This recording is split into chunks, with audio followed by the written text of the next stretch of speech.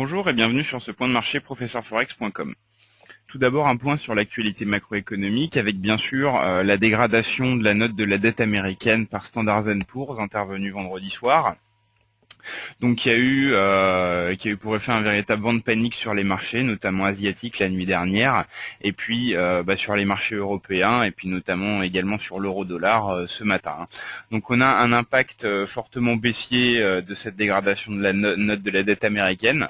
Et il se pourrait qu'on en entende encore parler à court terme, vu que l'agence Fitch se prononcera sur le triple A des États-Unis d'ici à la fin du mois, et que Moody's envisage de son côté une dégradation avant 2013. Donc tout ceci a donné lieu à beaucoup de remue-ménage ce week-end, beaucoup de réunions du G7, du G20, des autorités européennes, bien sûr des autorités américaines également. Et on a ce matin un impact baissier sur l'ensemble des bourses mondiales et puis paradoxalement sur l'euro-dollar. Alors pourquoi? Parce que bien sûr la dégradation de la dette américaine devrait impacter négativement le dollar, mais elle impacte en fait négativement l'euro. Parce que déjà on a une crise de la dette également en Europe, et que c'est pas forcément bon de voir la dette des États-Unis dégradée. Ça pourrait avoir des conséquences sur la crise de la dette européenne.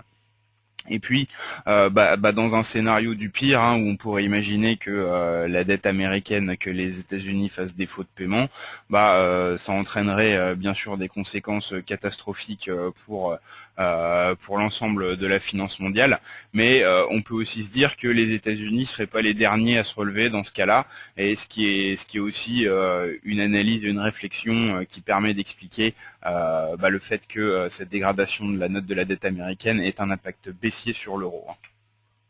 On a toutefois eu un impact baissier qui a été atténué, notamment ce matin, par la réaction de la BCE qui a annoncé des rachats massifs d'obligations espagnoles et italiennes. Qui a annoncé des rachats massifs d'obligations, et puis selon les rumeurs, et puis selon toute logique, ça serait vraisemblablement des obligations espagnoles et italiennes. Donc ça a permis de soutenir l'euro et les bourses européennes ce matin, mais à la mi-journée tout s'est retourné, et on repart nettement à la baisse sur les bourses européennes, et puis sur l'euro-dollar.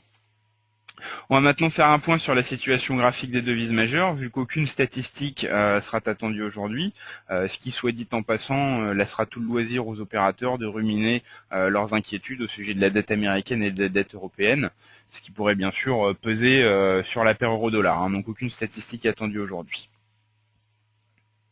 Donc on va d'abord faire un point sur l'euro-dollar. Donc comme on l'a vu, ouverture hier soir en gap haussier. La première réaction épidermique du marché a été de sanctionner le dollar, mais on a vite eu ce gap qui a été comblé pour qu'ensuite on remonte prudemment ce matin jusqu'au seuil des 1,44, comme on le disait en raison de l'intervention de la BCE.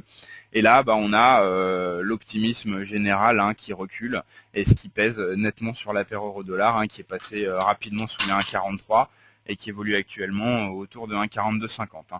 Donc au niveau des oscillateurs, on n'a aucun signal probant, et de toute façon, dans un contexte où on a une actualité macroéconomique si dense, les facteurs techniques doivent être relégués au second plan. On va maintenant passer à la paire GBP-USD, où on a eu également une ouverture en gap largement haussier, où on est venu taper sur la résistance des 1,64, 60, 70. Et puis là, on est en tendance légèrement baissière, bien qu'on ait le soutien d'un 1,64. Donc pour l'instant, incertitude sur la paire GBP-USD, où on pourrait avoir le soutien de la zone psychologique des 1,64. Au niveau des oscillateurs, on n'a rien de très flagrant, d'autant plus que, comme on l'a dit pour l'euro-dollar, on fait attention à l'analyse technique quand l'actualité est si dense qu'en ce moment. On va maintenant passer au dollar contre l'yen. Donc on a sans surprise une poursuite de la chute du dollar par rapport au yen. C'est donc bien sûr dû à la chute à l'abaissement de la note de la dette américaine, mais également à la correction de ce grand mouvement haussier qui était dû à une intervention de la Banque centrale japonaise la semaine dernière. Donc finalement, cette intervention n'aura pas servi à grand chose, vu qu'il aura suffi de quelques jours pour gommer son impact. Donc pour l'instant, on reste dans une tendance fortement baissière sur la paire USD JPY. Et au niveau des oscillateurs, ils sont tous nettement survendus, mais encore une fois, à prendre avec des pincettes dans un contexte où le marché fait surtout attention au contexte économique. Et pour finir, la paire USD-CHF, où on a une tendance doucement baissière, ouverture en gap baissier hier soir, et puis tendance incertaine avec oscillation autour du seuil des 0,76 depuis ce matin.